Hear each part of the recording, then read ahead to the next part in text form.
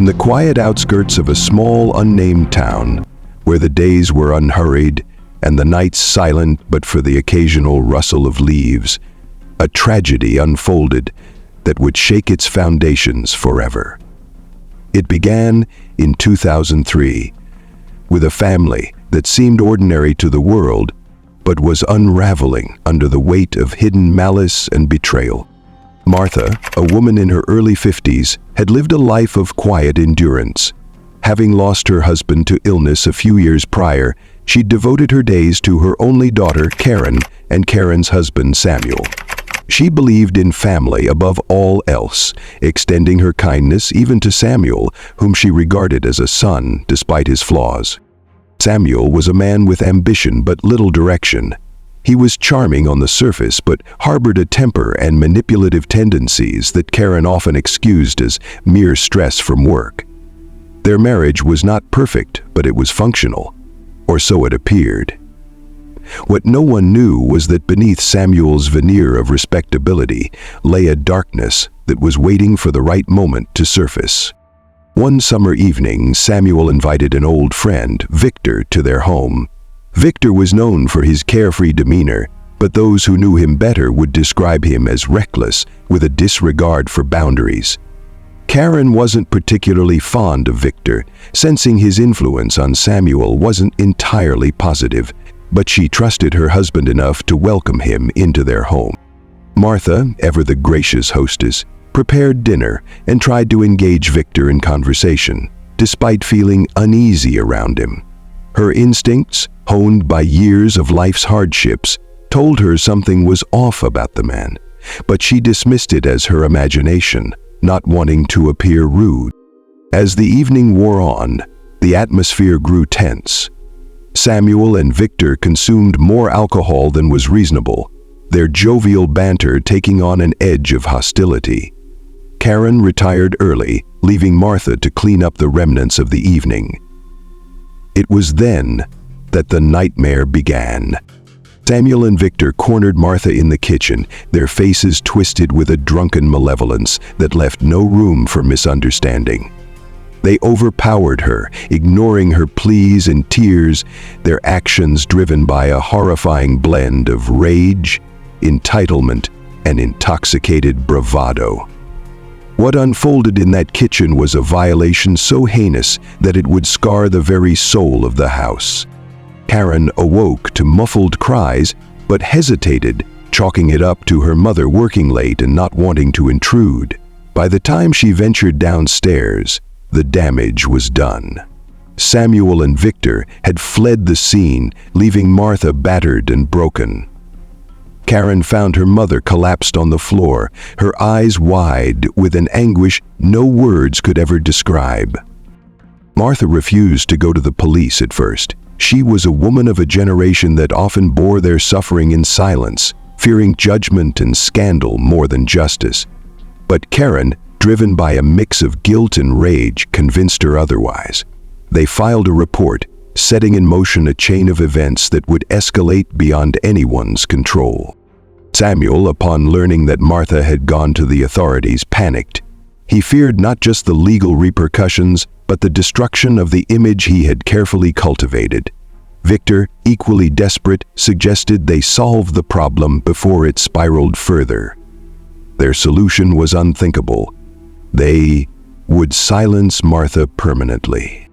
One fateful night, Samuel and Victor broke into the house where Martha and Karen lived. Armed and fueled by desperation, they sought to eliminate the one person who could testify against them. But their plan unraveled when Karen confronted them, her fury outweighing her fear.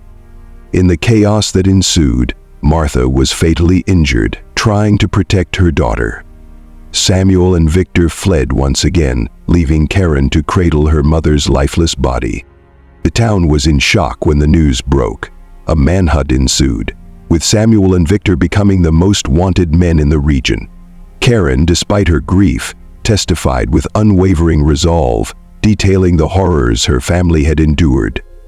Her testimony, coupled with the evidence, ensured that Samuel and Victor were captured and brought to trial.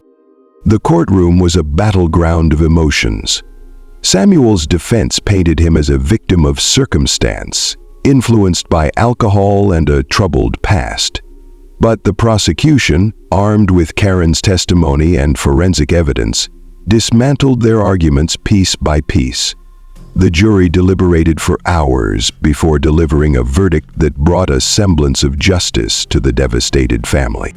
Samuel and Victor were sentenced to life in prison without the possibility of parole. But for Karen, the verdict was a hollow victory.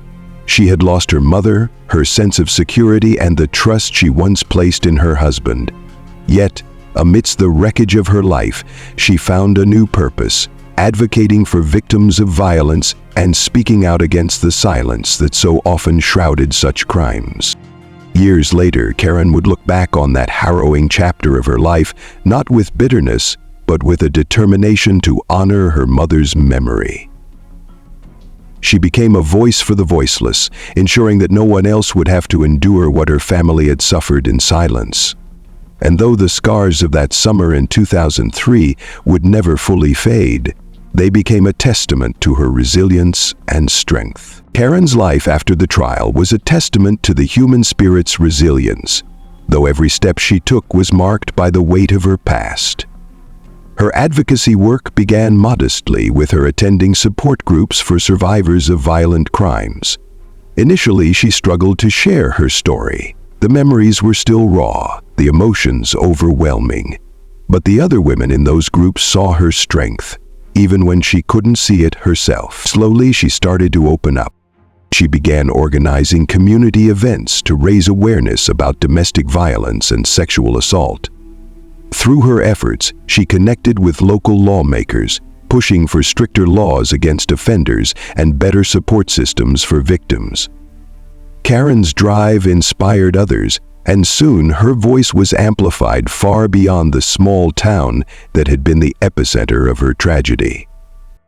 Meanwhile, Samuel and Victor languished in prison. Their lives behind bars were far from the freedom they had once taken for granted.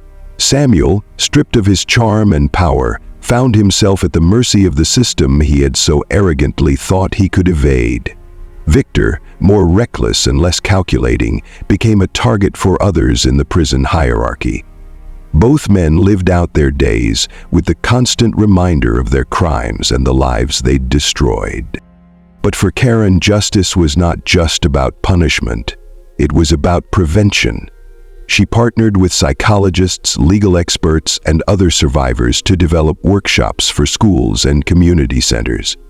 Her aim was to educate young people about the warning signs of abusive relationships, the importance of consent, and how to seek help.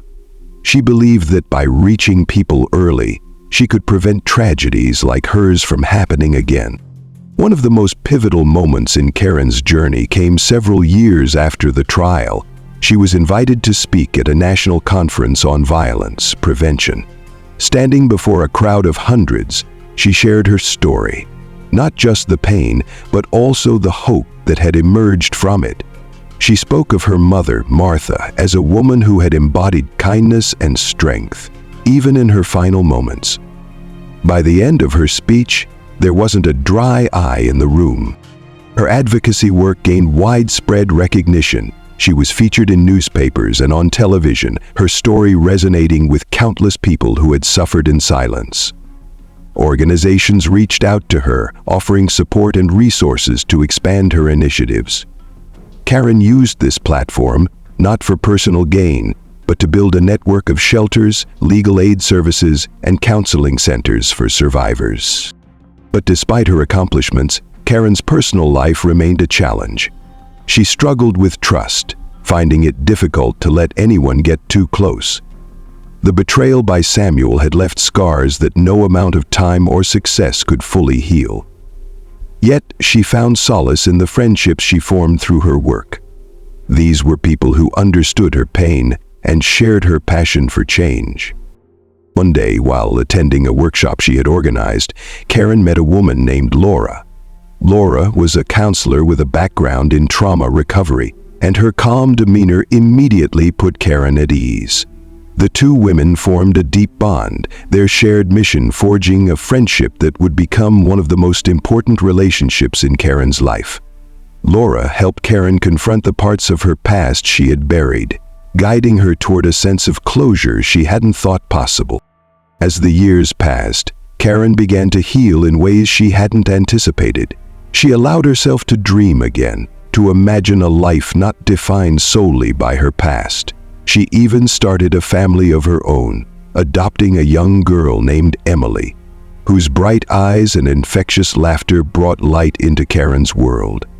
Emily became a symbol of hope, a reminder that even in the darkest times, life could offer new beginnings. Karen continued her work tirelessly, though she learned to balance it with moments of joy and peace.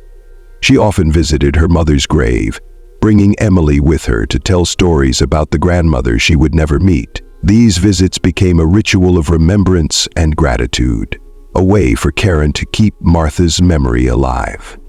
Once grandmother was gone, Karen finally got some sleep to keep Martha's memory alive. By the time Karen was in her 40s, she had built a legacy that reached far beyond the tragedy that had once defined her. The programs she started were now operating in multiple states, and her advocacy had influenced significant legislative changes. She was frequently invited to speak at events, where she always began by acknowledging her mother, the woman who had inspired her to fight for justice. In her later years, Karen found peace in the life she had created. She watched Emily grow into a compassionate and driven young woman, proud of the person she had become. Though the pain of her past never entirely left her, Karen no longer let it consume her. Instead, she saw it as a reminder of her strength and the strength of all those who had suffered and survived. And so, Karen's story became one of transformation, a journey from unimaginable pain to profound purpose. Her name became synonymous with resilience, her work a beacon of hope for those who felt lost in the darkness. She proved that even in the face of unspeakable evil, the human spirit could endure, rebuild, and shine. Karen's journey ultimately came full circle in a way she had never imagined. On the 20th anniversary of her mother's death, Karen organized a memorial in her hometown. People from across the country came to honor Martha's memory and celebrate the impact Karen had made in countless lives. Survivors shared their stories, communities pledged support, and there was an overwhelming sense of solidarity in the air. As Karen stood on the small stage, addressing the crowd, her voice was steady and her heart full. She spoke not of the pain that had once defined her, but of the strength, resilience, and love that had grown in its place. She thanked her mother for teaching her compassion and courage, qualities that had become the foundation of her life's work. In her closing words, Karen said, "My mother always believed that even the smallest light could shine brightly in the deepest darkness. Today, we are that light for one another, and together we will ensure that no one else has to face the darkness alone." When the event ended, Karen walked to her mother's grave, now surrounded by flowers and candles left by those who had been touched by her story. She sat in silence, Emily by her side, and felt a profound sense of peace. Her mother's sacrifice had not been in vain. It had sparked a movement, a legacy of hope and justice that would endure for generations. Karen lived the rest of her life with the quiet dignity of someone who had faced the worst and emerged stronger. She continued her advocacy work, but she also allowed herself to enjoy the simple pleasures of life. Watching Emily graduate, traveling to places her mother had always dreamed of visiting, and spending time with the friends and family who had become her rock. In her final years, Karen wrote a memoir dedicating it to her mother and to all survivors who had found their voice through her journey. The book became a bestseller, inspiring people around the world to confront their own pain and seek justice. When Karen passed away peacefully in her sleep at the age of 82, She left behind a world that was a little kinder, a little stronger, and a lot more just. Her legacy lived on in the shelters she had built, the laws she had helped change, and the lives she had touched. Erin's story ended not with sorrow, but with triumph. A life that proved even in the face of unspeakable tragedy, hope and love could prevail. And though she was gone, her light continued to shine, guiding others out of the darkness and into a brighter future.